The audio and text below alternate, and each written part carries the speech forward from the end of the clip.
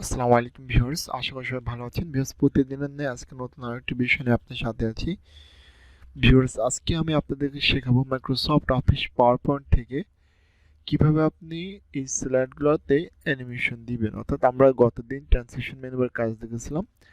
আজকে আমরা দেখব হচ্ছে অ্যানিমেশনের কাজ। অর্থাৎ এই যে আমাদের টেক্সটগুলো আমরা টাইপ করেছি, এই টেক্সটের অ্যানিমেশন দিব। এই টেক্সটগুলো যাতে চলাচল করতে পারে, অর্থাৎ টেক্সটগুলো স্থির আছে, অ্যানিমেশন না দেওয়ার মধ্যে এটা সচল হবে না।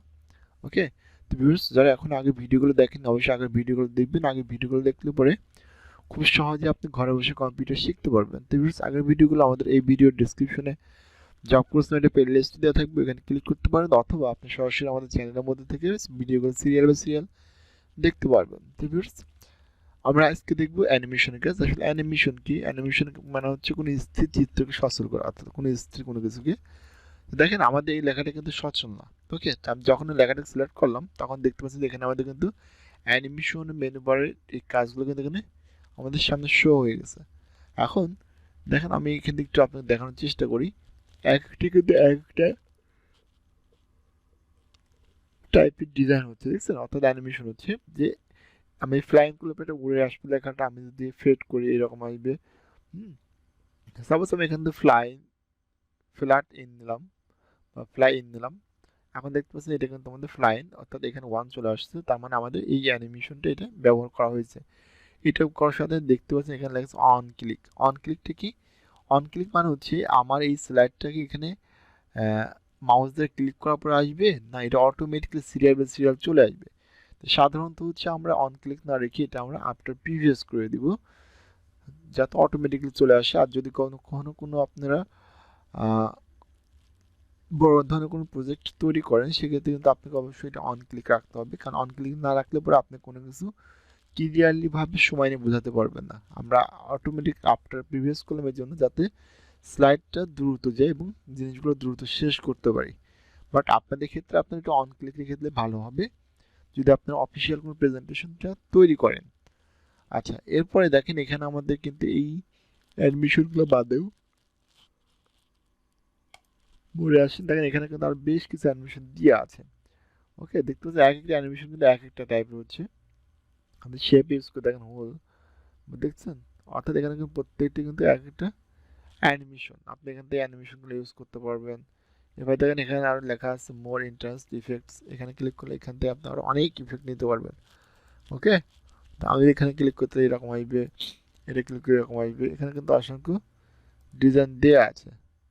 সাপোজ আমি এখান থেকে মনে করেন এইটা ইউজ করলাম জাস্ট, ওকে, তাহলে দেখতে পাচ্ছেন যে আমার এখানে কিন্তু ওইরকমভাবে ডিজাইনটা চলে আসছে, অর্থাৎ এই ডিজাইনটা আমাদের আসছে।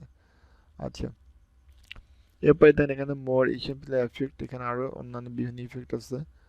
হুম, এরপর হচ্ছে আপনি এখানে আসেন, এখানে দেখেন মোর এক্সিট ইফেক্ট, মোর মোশন ইফেক্ট, মানে এখানে আপনার অসংখ্য ধরনের অ্যানিমেশন দিয়ে আছে। বাট আপনাকে সময় নিয়ে কাজ করতে হবে যাতে আপনি সুন্দরভাবে আপনার প্রেজেন্টেশনটাকে উপস্থাপন করতে পারেন, আকর্ষণীয় করতে পারেন। আপনি যত সুন্দর করে অ্যানিমেশন দিবেন আপনার স্লাইডটা তত বেশি আকর্ষণীয় হবে এবং তত বেশি আপনি মানুষের মনোযোগ আকর্ষণ করতে পারবেন। যদি আপনি কোনো বায়ার রিভিউ নেন সেক্ষেত্রে অবশ্যই বায়ার আপনার অ্যানিমেশনে দেখে অবশ্যই আপনাকে কাজ দিবে, কারণ একটা প্রেজেন্টেশনের মাধ্যমে কিন্তু আপনি যে কোনো বিষয় খুব সহজে কিন্তু তুলে ধরতে পারবেন। ওকে, ভিউয়ার্স, এই দেখেন এখানে যে অ্যানিমেশনগুলো আছে আপনি এগুলো ইউজ করবেন, আপনার কাজগুলোতে আপনি ব্যবহার করবেন। দেখেন আমি এটাই সাপোজ এই অ্যানিমেশনটা ব্যবহার করলাম, স্পিন, তাহলে এটা কিন্তু ঘুরতেছে, দেখছেন? আচ্ছা, এরপরে আমি এটাকে যত সময় অন ক্লিক থেকে আফটার প্রিভিয়াস না তত সময় এখানে ওয়ান নিয়ে থাকবে। তো আমরা এখান থেকে জাস্ট আফটার প্রিভিয়াস করলাম, এরপর আমরা এটাকেও নিলাম, আমরা এখান থেকে জাস্ট এইটা নিলাম। ওকে, এখন দেখতে পাচ্ছেন আমাদের কিন্তু এখন মোটামুটি একটা স্লাইডে কিন্তু অ্যানিমেশন দিয়ে কিন্তু আমার শেষ, দেখছেন? এখন এই স্লাইডটা আসি, এটা ক্লিক করলাম, দেখেন এইটা কিন্তু এখনো কোনো অ্যানিমেশন আসে না, দেখেন ওয়ান বা জিরো কোনো কিছু আসছে না। এগুলো বাদে দেখেন এখানে অ্যাড অ্যানিমেশন আছে, আপনি এখান থেকে আরো বিভিন্ন টাইপের অ্যানিমেশন কিন্তু দিতে পারবেন। ওকে, দেখেন অনেক সুন্দর সুন্দর অ্যানিমেশন এখানে দেওয়া আছে।